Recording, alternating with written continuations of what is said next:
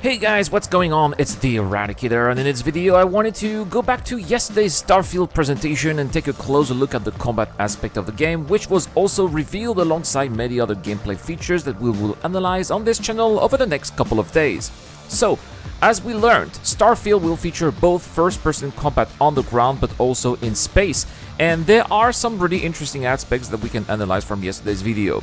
First, we will talk about ground combat, which does appear to be on foot only, as we haven't seen any vehicles that we can use for combat, but it doesn't mean that they don't exist, it's just that we haven't seen them, and it looks like Starfield, by the looks of it, is going to offer an interesting mix of traditional FPS combat and role-playing elements that are going to then play a role in your character progression, and I like that very much.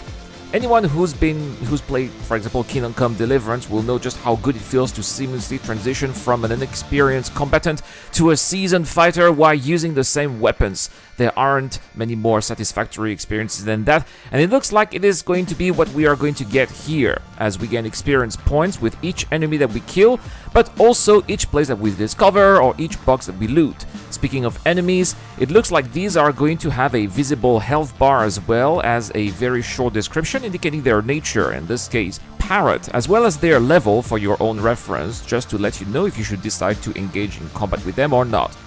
Starfield is also going to offer a nice variety of different weapons, including ballistic submachine guns, laser or plasma rifles, pistols, shotguns, and grenades. Those will be accessible via a weapon wheel that seems like it is putting the world in slow motion when you are using it, but only for a short period of time, so that means that you will have to make your decision quickly. You will also be able to monitor your health at the bottom right of the interface. The footage shown in the player getting hit pretty bad here during that encounter with parrots, but there were no detail as of what happens when the fight is over. Do we gradually get your health restored, or do we apply some medical supplies to ourselves to restore the bar to 100%? That remains to be seen. We also haven't seen the looting mechanics, and I would have loved seeing the player loot some of these parrots to get some ammo or medical supplies and then get further ready for the rest of the mission. Speaking of reloading here, we were also introduced to the character progression further along the video, and it looks like the more we perform an action, the better, or should I say, the more effective our character is going to be good at it.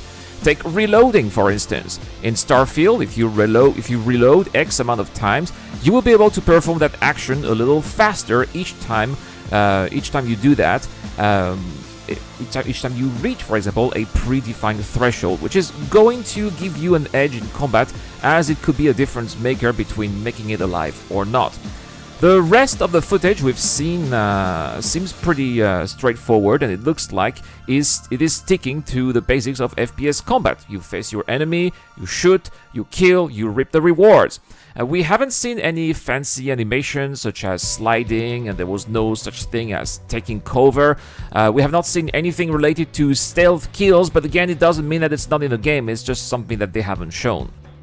And now, let's talk about space combat. And I have to say that I really like what I saw. The game in space looks very good. The ship movements look believable, and I love the heavy sound effects that make each of your actions sound a little bit more dramatic than what they really are. Let's get in the cockpit first, and here you can see a relatively simple UI giving you some information about your ballistics, your missiles, and your lasers, meaning that you will have access to all of these three different kinds of weapons, and that they will probably have their own properties that you will have to weigh in when you have to decide which one to use. We also see a speedometer and an afterburner or a boost indicator. We can also see a missile lock indicator, and it looks like we'll be able to target specific components like ship thrusters here, which will indicate that we will be able to disable our targets, perhaps to be able to board them, and I would love that if we could just capture ships too.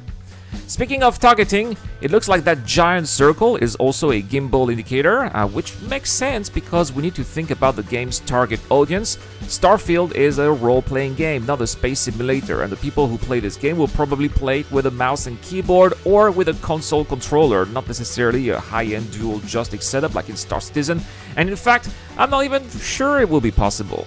So, because players will be using controllers, especially on consoles, which are not the most accurate in space combat, let's be honest, Gimbal Weapons is, in my opinion, the best choice to provide us with a fun and accessible combat experience, and just like its ground counterpart, I am pretty sure that as you fight more, you will advance in the skill tree and be more accurate, or shoot faster, or maybe make better evading maneuvers.